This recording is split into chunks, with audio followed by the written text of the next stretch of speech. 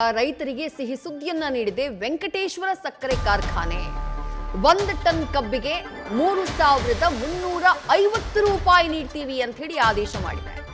ಬೆಳಕಿಹಾಳ ಗ್ರಾಮದಲ್ಲಿರುವಂತಹ ವೆಂಕಟೇಶ್ವರ ಸಕ್ಕರೆ ಕಾರ್ಖಾನೆ ಹೊರಡಿಸಿರುವಂತಹ ಆದೇಶ ಆಯಿತು. ಬೆಳಗಾವಿ ಜಿಲ್ಲೆಯ ನಿಪ್ಪಾಣಿ ತಾಲೂಕಿನ ಬೆಳಕಿಹಾಳ ಗ್ರಾಮದಲ್ಲಿರುವಂತಹ ಸಕ್ಕರೆ ಕಾರ್ಖಾನೆ 1 ಟನ್ಗೆ 3,350 ರೂಪಾಯಿ ಕೊಡ್ತೀವಿ ಅಂತ ಹೇಳಿದೆ. ಕರ್ನಾಟಕ ಮಹಾರಾಷ್ಟ್ರ ಗಡಿಯಲ್ಲಿರುವಂತಹ ಸಕ್ಕರೆ ಕಾರ್ಖಾನೆ ಇದು.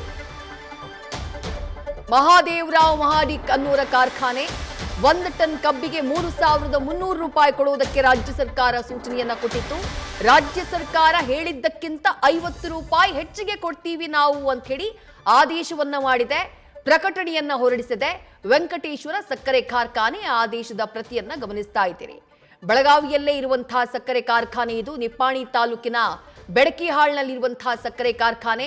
ಕರ್ನಾಟಕ ಮಹಾರಾಷ್ಟ್ರ ಗಡಿ ಭಾಗದಲ್ಲಿ ಬರುತ್ತೆ ಈ ಸಕ್ಕರೆ ಕಾರ್ಖಾನೆ. ನಾವು 1 ಟನ್ ಕಬ್ಬಿಗೆ 3,350 ರೂಪಾಯಿ ಕೊಡ್ತೀವಿ ಅಂತ ಹೇಳಿ ಘೋಷಣೆಯನ್ನ ಮಾಡಿದೆ, ಪ್ರಕಟಣೆಯನ್ನ ಹೊರಡಿಸಿದೆ.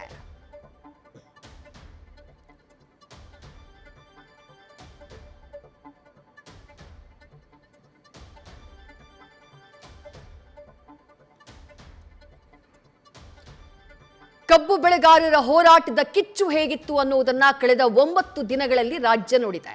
ಅವ್ರ ಬೇಡಿಕೆ ಇದ್ದಿದ್ದು 3,500 ರೂಪಾಯಿ ಕೊಡಬೇಕು ಪ್ರತಿ ಟನ್ಗೆ ಅಂತ ಹೇಳಿ. ಸಕ್ಕರೆ ಕಾರ್ಖಾನೆ ಮಾಲೀಕರ ಜೊತೆ ಸಭೆ ಮಾಡಿದಂತಹ ಸರ್ಕಾರ ಫೈನಲಿ 3,300 ರೂಪಾಯಿ ಕೊಡಿಸ್ತೀನಿ ನಾನು ಅಂತ ಹೇಳಿ ಘೋಷಣೆ ಮಾಡ್ತು. 3,250 ಸಕ್ಕರೆ ಕಾರ್ಖಾನೆಗಳು ಕೊಡುತ್ತವೆ, 50 ರೂಪಾಯಿ ಹೆಚ್ಚುವರಿಯಾಗಿ ಪ್ರತಿ ಟನ್ಗೆ ಸರ್ಕಾರ ಕೊಡುತ್ತೆ. ಅಲ್ಲಿಗೆ 3,300 ರೂಪಾಯಿ ಅಂತ ಹೇಳಿ ಘೋಷಣೆಯಾಗಿತ್ತು. ಈಗ ಕರ್ನಾಟಕ ಮಹಾರಾಷ್ಟ್ರದ ಗಡಿ ಭಾಗದಲ್ಲಿ ಬರುವಂತಹ ನಿಪ್ಪಾಣಿಯ ಬೆಳಕಿಹಾಳದಲ್ಲಿರುವಂತಹ ವೆಂಕಟೇಶ್ವರ ಸಕ್ಕರೆ ಕಾರ್ಖಾನೆ ನಾವು ಪ್ರತಿ ಟನ್ಗೆ ಕಬ್ಬು ಬೆಳೆಗಾರರಿಗೆ 3,350 ರೂಪಾಯಿ ನೀಡ್ತೀವಿ ಅಂತ ಹೇಳಿ ಘೋಷಣೆ ಮಾಡಿದೆ. ಅಂದ್ರೆ ಸರ್ಕಾರ ನಿಗದಿ ಮಾಡಿರುವಂತಹ ದರಕ್ಕಿಂತ 50 ರೂಪಾಯಿ ನಾವು ಹೆಚ್ಚಿಗೆ ಕೊಡ್ತೀವಿ ರೈತರಿಗೆ ಅನ್ನುವಂತಹ ಘೋಷಣೆಯನ್ನ ಮಾಡಿದೆ ವೆಂಕಟೇಶ್ವರ ಸಕ್ಕರೆ ಕಾರ್ಖಾನೆ. ಬೆಳಗಾವಿಯ ನಿಪ್ಪಾಣಿ ತಾಲೂಕಿನ ಬೆಳಕಿಹಾಳ ಗ್ರಾಮದಲ್ಲಿರುವಂತಹ ಸಕ್ಕರೆ ಕಾರ್ಖಾನೆ ಇದು. ರಾಜ್ಯ ಸರ್ಕಾರ ಮಾಡಿದಂತಹ ಆದೇಶಕ್ಕೆ ಸಂಬಂಧಪಟ್ಟ ಹಾಗೆ ಈಗಾಗಲೇ ಆ ಅಧಿಕೃತ ಮಾಹಿತಿಯನ್ನ ರೈತರಿಗೆ ನೀಡುವುದಕ್ಕೆ ಶಿವಾನಂದ ಪಾಟೀಲ್ ಸಕ್ಕರೆ ಖಾತೆ ಸಚಿವರು ಗುರ್ಲಾಪುರಕ್ಕೆ ಭೇಟಿಯನ್ನ ಕೊಟ್ಟಿದ್ದಾರೆ. ಅಲ್ಲಿ ರೈತರ ಜೊತೆ ಮಾತನಾಡ್ತಿದ್ದಾರೆ.